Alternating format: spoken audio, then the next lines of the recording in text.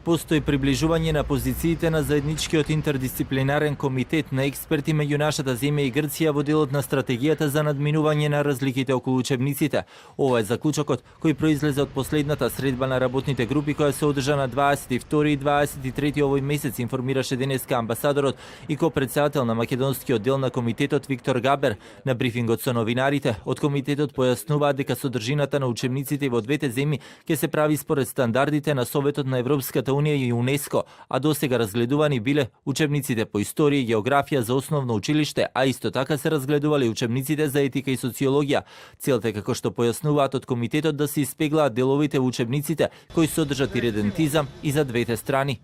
Собравме за да го заокружиме процесот на продолжување на контактите помеѓу двете комисии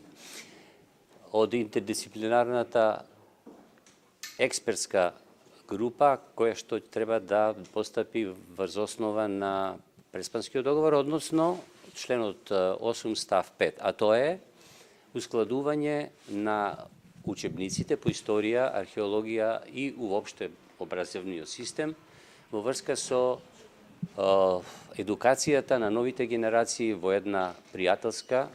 атмосфера, солидарна атмосфера, атмосфера на градење на заедништво во иднина. Стандардите според кои ќе се пеглаат учебниците дозволуваат во нив да бидат вметнати и повеќе гледишта по однос на некои историски личности или каков третман имаат тие во домашните, но и грчките учебници, како на пример Григор Прличев, а исто така подетално ќе се разгледува и присуството на граѓанската војна во грчките учебници. Од комитетот велат дека сепак мора да се води сметка онаму каде што се затвараат прашањата со Грција да не се отвараат нови прашања со останатите соседи. Неофицијално брифираатот и досега нашата работна група има забелешки на околу 20 на детализирани страници во грчките учебници. Забелешките од грчката страна пак се уште не се откриваат, но различните гледишта околу античката историја, средниот и 19 век ќе се пеглаат на следната средба која е закажана за на 12 и 13 април во Атина. За топонимите пак се уште не се откриваат детали. Од домашната експертска група појаснуваат дека се свесни дека не може учебниците во двете држави да имаат иста содржина,